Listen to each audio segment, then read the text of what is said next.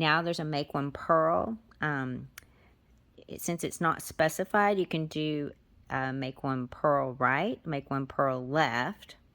All you have to do is just purl through the stitch instead of knit through it like I just showed. Let me show you that, and then I'll show you the twisted stitch. So I make one purl left. You'll have to bring your yarn to the front since you're going to be purling. You picked up your yarn, the ladder from front to back. You're going to purl through the back of your stitch like this, and that's a make one purl left. See how it's kind of leaning to the left there. Alright, so to do a make one purl right, again, the yarn, working yarn is to the front. You pick up that ladder from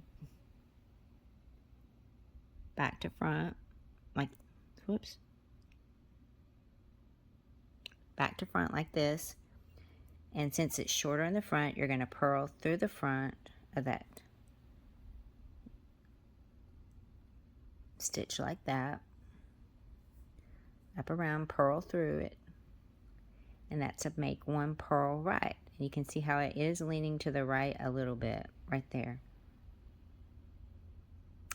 So that, but if you just, it doesn't matter. And another way you can do this is you can pick up that stitch, pick up that ladder, twist it on your needle, and then just purl into that twisted loop.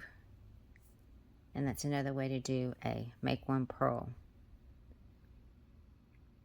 So there you go. There's 3 different ways to do a make one purl stitch.